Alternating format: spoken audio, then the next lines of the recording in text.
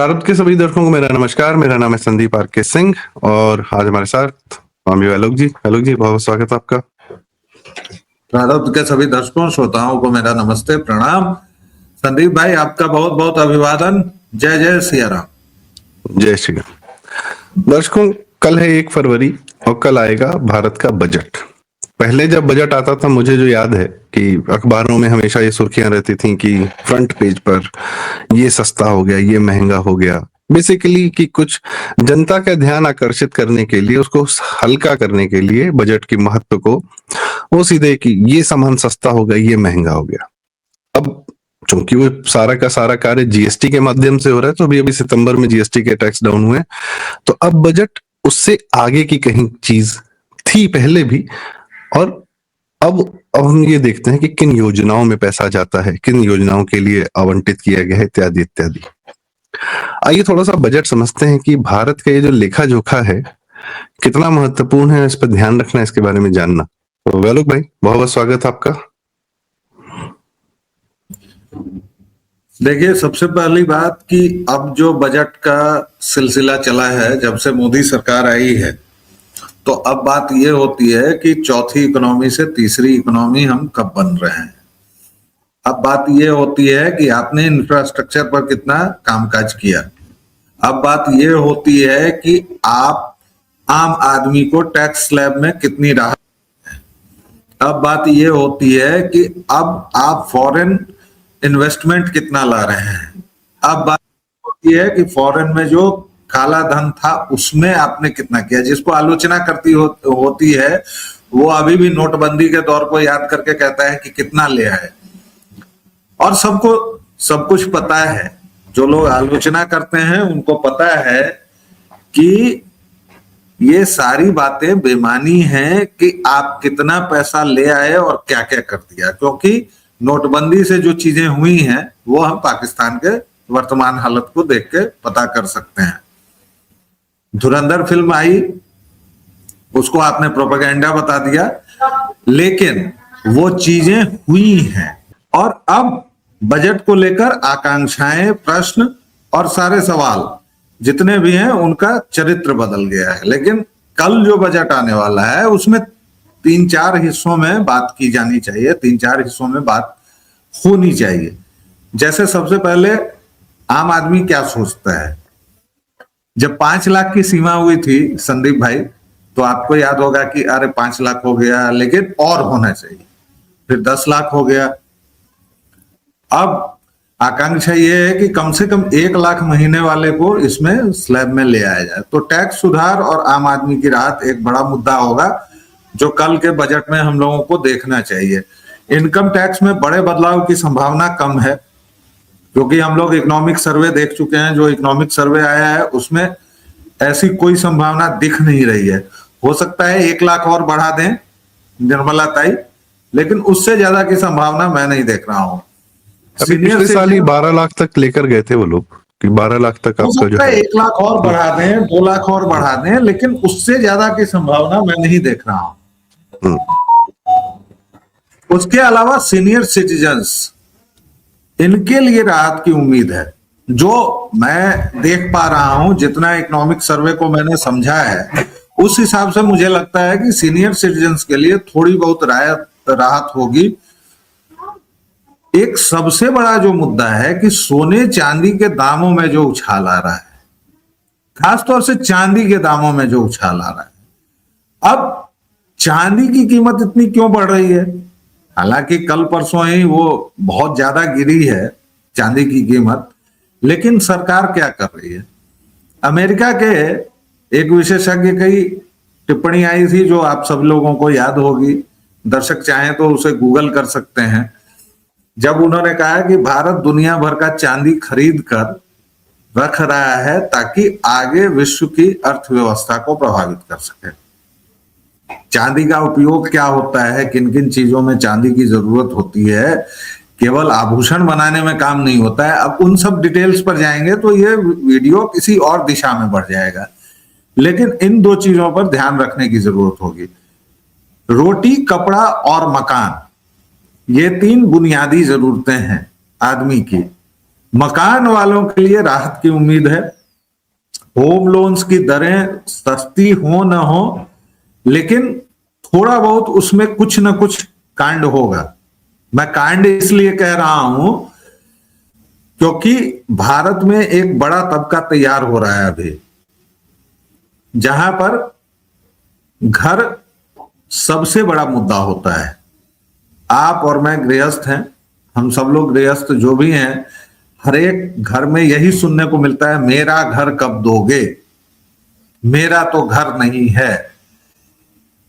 उस home buyers, अगर उस वर्ग को कहें, तो उसको अपनी तरफ आकर्षित करने की बात मोदी सरकार जरूर करेगी। अब आ जाइए जरा आर्थिक वृद्धि और स्थिरता के मुद्दे पर। जीडीपी की हमारी जो ग्रोथ रेट है वो अनुमानित दर लगभग 7.4% है। वो जो 7.4% है वो अभी शायद, मैं अगर गलत नहीं हूं तो दुनिया में सबसे अधिक है। इस जीडीपी दर की वजह से भारत की अर्थव्यवस्था जिस तेजी से प्रगति कर रही है, हम लोग अभी चौथी अर्थव्यवस्था है सबसे बड़ी, और हम लोग 1 से 2 साल में मुझे लगता है कि तीसरी सबसे बड़ी अर्थव्यवस्था बन जाएंगे। इसमें कोई शक और शुबहे की बात नहीं है। यूरोपियन यूनियन से जो डील हुई है 18 वर्षों के बाद, वह deal mother of all deals कही जा रही है। उससे बौखलाकर ट्रंप ने जो, अब वो ट्वीट तो करते नहीं है, उन्होंने अपना कोई एक सोशल मीडिया प्लेटफॉर्म बनाया हुआ है। ट्रंप ने जो कुछ लिखा है और जिस तरह की अभद्र भाषा में लिखा है, इससे उनकी बौखलाहट जाहिर है। तो आर्थिक वृद्धि हो रही है, हमारी इकोनॉमी इस तमाम भूचाल के बीच, जबकि दुनिया के मुझे लगता है 2/3 हिस्से में युद्ध चल रहा है। भाई रूस यूक्रेन का चल रहा है, गाजा वाला मामला अभी तक सुलझा नहीं है, ईरान में कत्ले आम मचा हुआ है, कत्लो गारत हो रहा है, जितने मोहम्मदन कंट्रीज हैं वहां पर का हाल मैं कुछ कहना ही नहीं चाहूंगा। सर एक न्यूज और दूंगा दुनिया की कत्लो गारत के बारे में। कनाडा का एक स्टेट है, उस स्टेट के लोगों ने ट्रंप से गुहार की है कि कृपया कनाडा से तोड़ के अपने में मिला लीजिए। हाँ, और कनाडा का जो चीफ ऑफ स्टेट है वो बोल रहा है कि ट्रंप अपने पजामे में रहे। तो पूरी दुनिया में जब युद्ध मचा हुआ है, पूरी दुनिया में जब कत्लो गारत है, तो भारत के लोग जो इस सरकार के ऊपर विष के बाण छोड़ रहे हैं, उनसे मैं केवल इतना कहना चाहूंगा कि कृपया भारत से निकल के देखिए कि पूरी दुनिया क्या है। आप अभी सर्वाधिक स्टेबल, सर्वाधिक प्रोग्रेसिव, सर्वाधिक सुरक्षित राज्य में रह रहे हैं। राज्य में इसलिए कह रहा हूं कि स्टेट का मैं अनुवाद राज्य ही करता हूं, वो देश नहीं होता है, वो राष्ट्र नहीं होता है अनुवाद। ये जो नेशन स्टेट की परिभाषा इन गोरों ने गढ़ी है, उससे मैं कोई साबका नहीं रखता हूं। बहरहाल वापस मुद्दे पर आते हैं। हमारा लक्ष्य इसी राज्य से गहलोत जी, इसी राज्य से राहुल गांधी लड़ना चाह रहे हैं। कल बोले हैं कि we have to fight the Indian state now, पर लड़ नहीं पा रहे। वो क्योंकि उनके बाप महामूर्ख पप्पू थे, असली पप्पू तो उनके बाप थे। उनकी ही इकोनॉमिक पॉलिसीज ने 1991 तक लाके भारत को दिवालिया बनाया था, इंदिरा गांधी और राजीव गांधी की इकोनॉमिक पॉलिसीज ने जी। और कमिंग बैक टू इकोनॉमिक्स है, तो ये अब कह रहा है कि हम भाजपा से नहीं लड़ रहे हैं। कल जो उसने भाषण दिया है, या कहा बोल रहा था, शायद एआईसीसी की मीटिंग थी या क्या, जहां भी बोल रहा था, तो उसने सीधे तौर पर क्या कहा है कि हम भाजपा, आपको अगर लगता है कि हम किसी राजनीतिक संगठन से लड़ रहे हैं तो नहीं लड़ रहे हैं। भाजपा और संघ ने सब पर कब्जा कर लिया है। अच्छा एक बात बताइए, सीपीएम का कार्ड होल्डर जब पत्रकार बनता था और कहता था गर्व से कि मैं सीपीएम का कार्ड होल्डर हूं, मेरी प्रगतिशीलता पर प्रश्न न उठाओ, तब तो बड़ा मजा आता था। आरएसएस ऐसा कोई कार्ड भी नहीं देता है। विचारों से अगर कोई संघ की तरफ झुका हुआ है, कोई राष्ट्रवादी है, तो तुम उसको कहते हो कि सारे संस्थानों पर कब्जा कर लिया। मैं कहता हूं कि ये सरकार निकम्मी है, अभी तक पूरा कब्जा नहीं कर पाई है भाई। जी, उसको हमारे लोग एक्चुअली, इसमें घुसे हुए हैं। हाँ, राहुल गांधी का जिक्र मैं इसलिए करना चाह रहा था कि यह जो भारतीय राज्य, जो आपने कहा बिल्कुल सही कहा, सुरक्षित है, समृद्धि की ओर अग्रसर है, कितनी सारी स्कीम्स हैं, गवर्नमेंट स्कीम्स हैं, लोगों को फायदा मिल रहा है, तो इसी सुरक्षित और प्रगति के पथ पर बढ़ते हुए राज्य से लड़ने की तैयारी है राहुल गांधी की, क्योंकि वो बाहरी लोगों का एजेंट है। अर्थव्यवस्था की आप बात बता रहे थे सर, तो यह जो, मान लीजिए ठीक है, इन लोग को हटा देते हैं साइड में, तो अभी एक न्यूज आई है कि भारत का जो लॉजिस्टिक्स का कॉस्ट है, कि एक सामान को दूसरी जगह तक पहुंचाने की जो ओवरऑल एवरेज कॉस्ट है, पहले ये 15 से 20% हुआ करती थी उस सामान की कीमत में, अब वो घट के 7.8% पर आ गई है। वर्ल्ड का एवरेज 8% है। तो यह भी इसलिए ये चीजें हो ऐड रहा करती हैं है जी। भाई, क्योंकि आपने देखा है ना कि 10 साल पहले हमें एक कोने से दूसरे कोने जाने के लिए कितना करना पड़ता था। आप अगर गोरखपुर से पटना आना चाहते तो आप कहते कि यार मैं थक गया, सोच के थक जाते। आज अगर गोरखपुर से आपको पटना आना है तो आप गाड़ी निकालेंगे, कट लेंगे, 2 घंटे में हमारे यहां हो जाएंगे। मैं गांव गांव की बात कर रहा हूं। बिहार की सड़कें जो इतनी बदनाम हैं कि अभी भी मेरे दोस्त पूछते हैं बिहार में ऐसा हो गया क्या?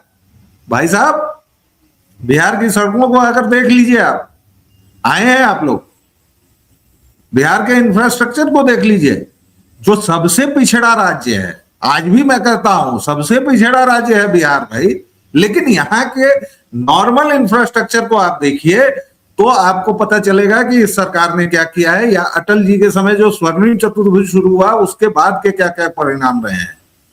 लेकिन वापस बजट पर आते हैं। हमारा लक्ष्य क्या है? हमारा अभी का तात्कालिक लक्ष्य है कि 5 ट्रिलियन की इकोनॉमी हम बनाए, राइट? इस दिशा में हम आगे बढ़ रहे हैं। हमारे इकोनॉमिक जोन्स बन रहे हैं, स्पेशल इकोनॉमिक जोन्स। हम चिप की ओर अग्रसर हैं, जो आगे विश्व में सबसे बड़ी मार्केट का कारण बनने वाले हैं। हम सौर ऊर्जा की ओर जा रहे हैं, हम वायवीय ऊर्जा की ओर जा रहे हैं। हम ऊर्जा को कार्बन मुक्त करना चाह रहे हैं। और आप गुजरात चले जाइए, कच्छ चले जाइए, सारी जगहों पर चले जाइए। आप गुजरात के कच्छ में जाइए, सबसे बड़ा सौर पार्क। अब आप फिर अडानी को गाली देने लगेंगे, कहेंगे कि अडानिया को सब बेच दिया। अरे भाई, तू किसको बेचेगा? मुझे थोड़े बेचेगा, मेरे पास भाई उतनी औकात ही नहीं है। आलोक भाई, कुछ दिन पहले दिल्ली में मैंने कॉन्फ्रेंस अटेंड की थी, ministry of renewable energy and resources ने कराई थी। ग्रीन हाइड्रोजन पर समिट था सर। लक्ष्य रखा गया है कि 2030 तक इतने टन, या एक है पूरी संख्या, इतना उत्सर्जन ग्रीन हाइड्रोजन का करना ही करना है। उसमें पता कितने लोग आए थे पूरे भारत भर से? 2-2.5 हजार लोग आए थे सर। और ये ऑडियंस नहीं थी, ये सब अपने अपने क्षेत्र के, कोई कंपनी है, कोई एम्प्लॉय है, फिर कोई प्रोफेसर हैं और हाइड्रोजन वैली पे काम कर रहे हैं। ऊर्जा जो आपने एकदम सही कहा कि कार्बन रहित ऊर्जा का प्रयास चल रहा है सर। जी, हेलो भाई। कार्बन रहित ऊर्जा सेक्टर विशेष फोकस इस सरकार का मुख्य काम है, जिसके लिए इसको कुछ लोग कहते भी हैं कि ये बनियों की सरकार है, गुज्जू बनिया ने ये कर दिया, गुज्जू बनिया ये हो गए। क्यों है? क्योंकि ये सरकार एमएसएमई पर फोकस कर रही है। बिहार का चुनाव आप याद कीजिए, जिसके बारे में लोगों ने कहा कि 10,000 रुपए में बिहार ने बेच दिया, बिहारियों ने बेच दिया, बिहारियों ने 10,000 पर अपने जमीर को बेच दिया, फलाना कर दिया डिमांड। भैया, सबसे पहले तो ये बताइए कि अभी जो स्टालिन जी हैं, जहां चुनाव होने वाला है, वहां पर वो मौलानाओं को 2,500 हजार रुपया दे रहे हैं, 8,000 मुल्लों को बुलाकर उसका सम्मेलन कर रहे हैं। वो बेचना नहीं है। लेकिन बिहार में जिन महिलाओं को बाकायदा इसके लिए दिया गया कि ये आप 10,000 लेके उद्योग शुरू कीजिए। उसके बाद अभी वो शुरू होने वाला है कि अब उन लोगों की जांच होगी, अगर वो लोग सक्षम होंगे तो उनको फिर से 2 लाख रुपए दिए जाएंगे। अभी तो चुनाव नहीं है और वो 1 महीने में होने वाला है। ठीक है, अब हम लोग ही अपवित्र हैं तो इसमें किसी की क्या गलती है? मान लीजिए कि वो 10,000 लेने वाले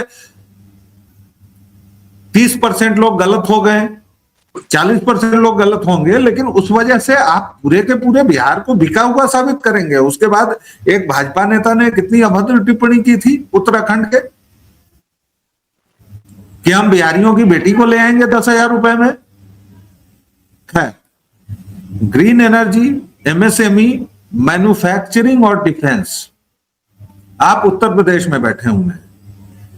पहले उत्तर प्रदेश किस लिए जाना जाता था साहब? मुख्तार अंसारी के लिए, अतीक अहमद के लिए, ऐसे तमाम गुंडे लुच्चे लपाड़ों के लिए। आज क्यों जाना जाता है? क्योंकि आज वहां के मुख्यमंत्री गोरक्षपीठाधीश्वर AK-47 टाइप की अपनी नई बंदूक लहराते हैं। ब्रह्मोस का उत्पादन हो रहा है और ब्रह्मोस जल थल नभ तीनों दिशाओं में जो वार कर सके उसके लिए हो रहा है। डिफेंस कॉरिडोर बन रहा है। ये उत्तर प्रदेश है जिसको आपने बीमारू राज्य बना रखा था, जिसको आप गोबर पट्टी कहते थे। और तीसरी बात, सबसे महत्वपूर्ण, जो टेक्नोलॉजी, क्योंकि आज तक हम लोग साइबर पुली बने हुए थे, इसमें किसी को कोई संदेह नहीं होगा। हम लोग केवल और केवल दूसरों के लिए उत्पादन का काम करते थे। लेकिन अब इस बजट से उम्मीद है कि AI और रोबोटिक्स में इतना निवेश होगा कि हम लोग उत्पादक बनेंगे, हम लोग साइबर पुली नहीं रहेंगे, हम उससे आगे की चीज सोच रहे हैं। समस्या क्या है संदीप भाई, कि हम लोगों ने अपनी पहचान ही भुला दी है। हम लोगों को इतना प्रताड़ित किया गया कि हम लोग हनुमान जी की अवस्था में आ गए।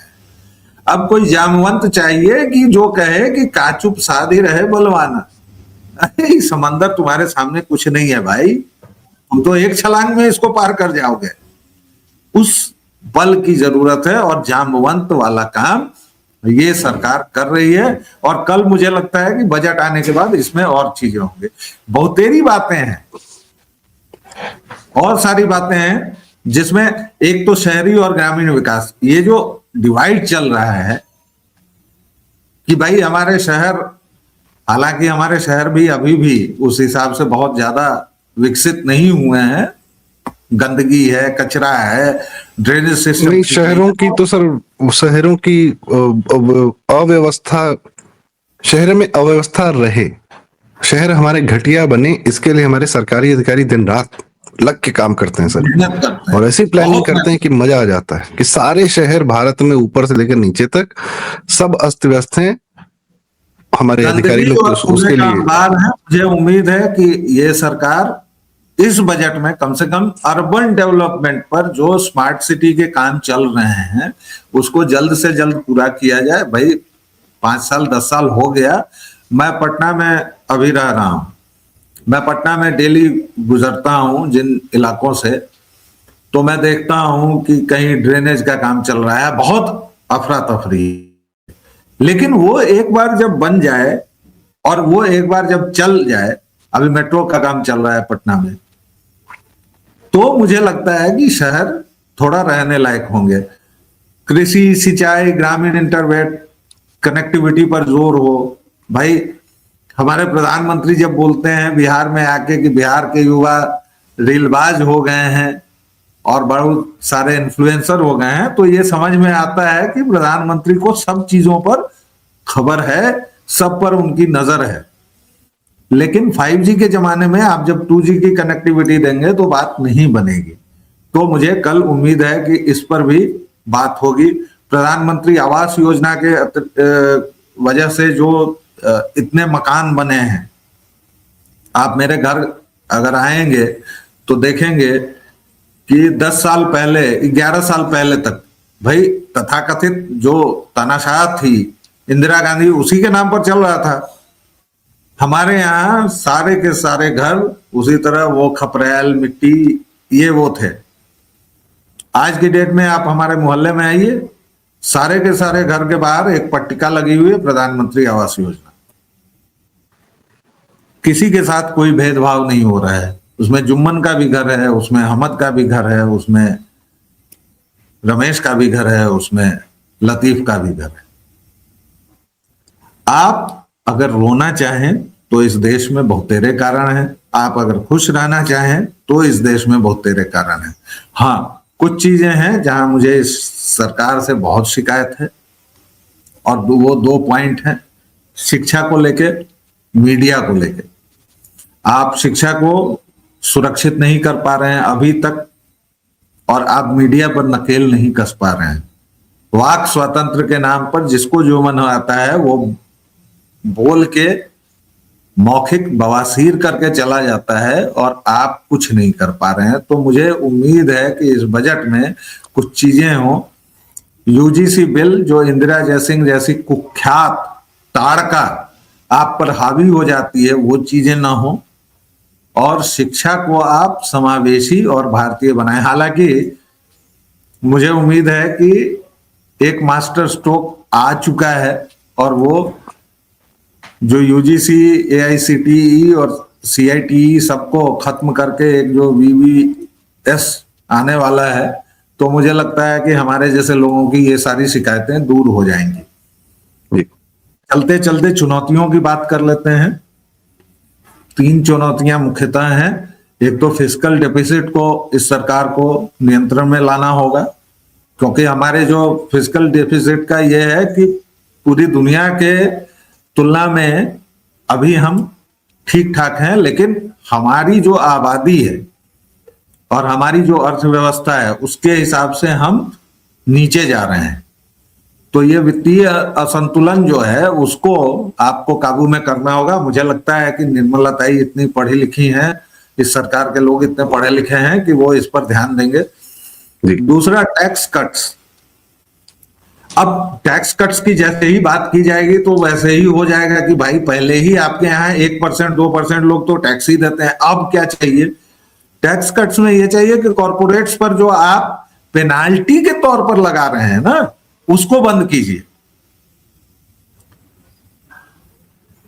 कॉर्पोरेट्स आपके लिए जॉब का निर्माण करते हैं, कॉर्पोरेट्स आपको रोजगार देते हैं, उनको दुश्मन मत समझिए। इस घटिया समाजवादी विचार से बाहर आइए कि कॉर्पोरेट्स आपके शत्रु हैं।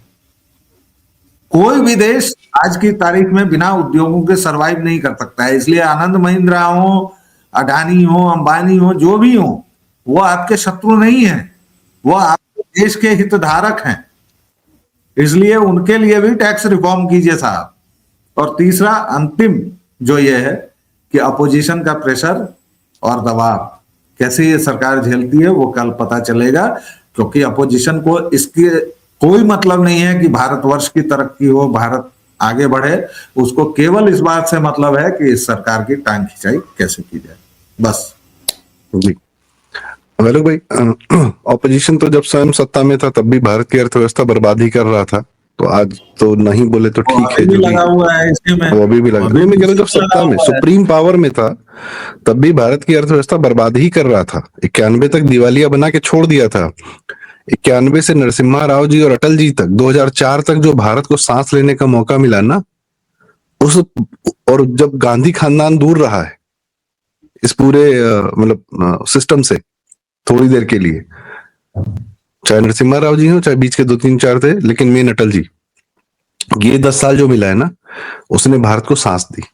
खैर, और भगवान करे कि भारत की अर्थव्यवस्था इतनी बढ़े, इतने ज्यादा कार्य हों, लोग अपने कार्यों में, लोग कर्मों में, दुनिया जीतने में, दुनिया के बड़े कॉर्पोरेट्स बनने में, दुनिया की बड़ी बड़ी कंपनियां ओन करने में, उसके लिए सीईओ बनने में नहीं, उनको ओन करने में, और इतनी हमारी अर्थव्यवस्था मजबूत हो कि हिंदू सनातन समाज को भी पूरा अर्थ मिले, ताकि वह दुनिया को हिंदू सनातन समाज भी दे सके। और अब हम मिशनरी मोड में निकलें और ये सारा धर्म परिवर्तन, ये सब नौटंकी बंद हो, जुडिशियल आतंकवाद हम पर ना हो, हमारी जुडिशरी अपनी हो, तो यह सब अर्थव्यवस्था से ही आता है, अर्थ बिना कुछ नहीं। और ये जो यूजीसी है, यह वह है, ये सब इस अर्थव्यवस्था की सुनामी में बह जाए। और ये जितना समाज में विद्वेष है, द्वेष है, सारी चीजें हैं, ये सब कर्म से ही बहेंगी। तो भगवान करे भारत की अर्थव्यवस्था इतनी आगे बढ़े। तो कल देखते हैं कल क्या होता है। वालों को बहुत बहुत धन्यवाद, आपने हमें जो है बजट पर, आम तौर से हम लोग की बातचीत जो है अक्सर राजनीतिक होती है, पर यह भी एक मुख्य विषय है जिस पर अपने अपने विचार प्रस्तुत किए। दर्शकों, आपकी राय क्या है कमेंट्स में हमें जरूर बताएं। और आप कृपया वीडियो लाइक करें, शेयर करें, आपके माध्यम से ये जरूरी बातें दूर तक जाएं, ऐसी हमारी इच्छा आकांक्षा। चैनल जरूर सब्सक्राइब करें, हम सबका साझा चैनल प्रारब्ध और व्यालोक वाणी। बहुत बहुत धन्यवाद, नमस्कार, जय श्री जय राम। श्री राम।